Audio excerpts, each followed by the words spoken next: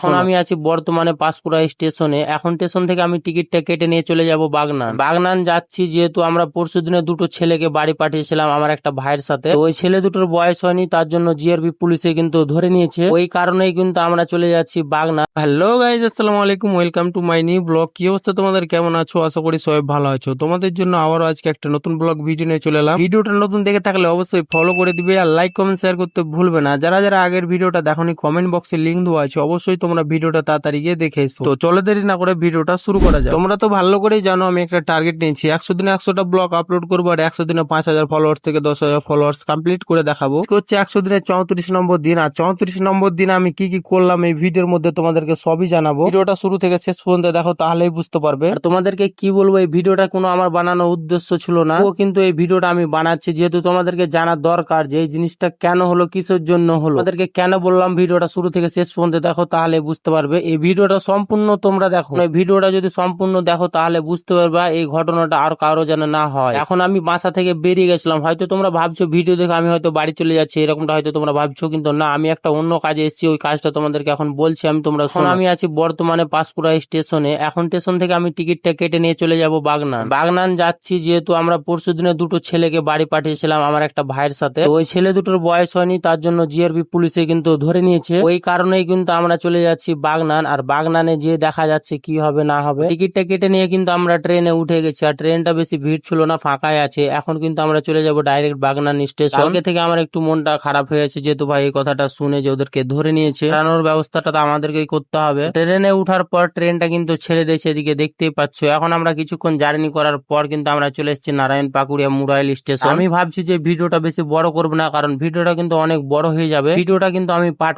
1 করছি, আর পার্ট 2 যদি দেখতে চাও অবশ্যই তোমরা ফলো করে রাখো, তাহলে কালকের ব্লগে তোমরা পার্ট 2 দেখতে পেয়ে যাবে। কিসের জন্য ধরেছে না ধরেছে কালকেই দেখতে পাবে, কোথায় আছে ওরা সব ওই ব্লগের মধ্যে তোমাদেরকে জানিয়ে দেবো। ভিডিওটা বেশি বড় করছি না, ভিডিওটা এখান থেকে শেষ করছি। তোমাদেরকে ভিডিওটা কেমন লাগলো অবশ্যই কমেন্ট করে জানাবে, আর এরকম নতুন ভিডিও দেখার জন্য ফলো করে দিবে। চলো নেক্সট ভিডিওতে দেখা হচ্ছে। আসসালামু আলাইকুম।